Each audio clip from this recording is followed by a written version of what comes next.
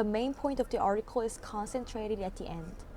On page 2, highlighted yellow, it foreshadows how the discovery that is against original belief about obesity had to compete with traditions by storytelling historical events. On page 22, the author explicitly claims that the paradigm should shift from weight to health and shame to support. Also on page 25, he describes a policy to improve health should concentrate on underlying factors such as the burden of poverty rather than superficially intervening in the health itself. Based on a lot of evidence which are highlighted green, the author explains that the concept we had about obesity is misguided, making the whole society shame fatness, which does not help to resolve obesity. Through the storytelling around the obesity problem, which is highlighted blue, Michael suggests that the shift to supporting individuals and communities toward obese people is needed. His view of obesity is skewed by only showing negative narratives about obese people.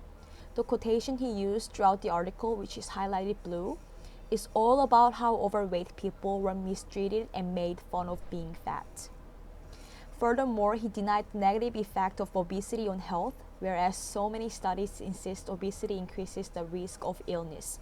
For example, type 2 diabetes, dyslipidemia, hypertension, and cancer is more frequently diagnosed with the obese population.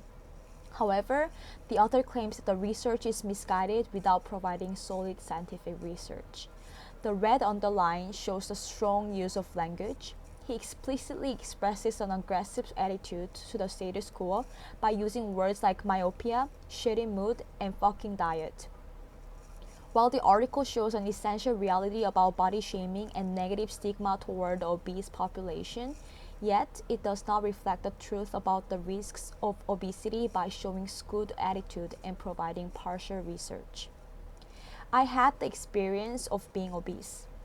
People used to call me pig and ask rhetorical questions such as, "Are you really going to eat that?" On page 18, highlighted with pink, was the point where I realized I had my interpretive lens on the topic. I unconsciously agreed with what the author has provided without doubting much. To mitigate this bias, I looked up research showing opposite opinions and tried to separate my own experience from the topic. Also, I expected that the USA is open to diverse body shapes and more inclusive. This bias, based on my expectation, was mitigated by reading a journal that describes body shaming in the US. In addition, society has educated me for 20 years, telling me that obesity is a problem of lazy individuals not trying hard enough.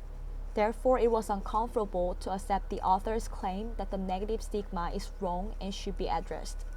Here, direct quotations, which is highlighted blue, the author used about the experience of obese people helped me to understand more about the abusive nature of stigma.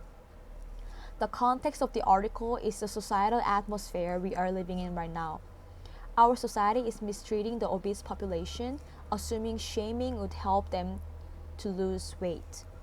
Understanding the contemporary context helped me see the underrepresented reality of obesity.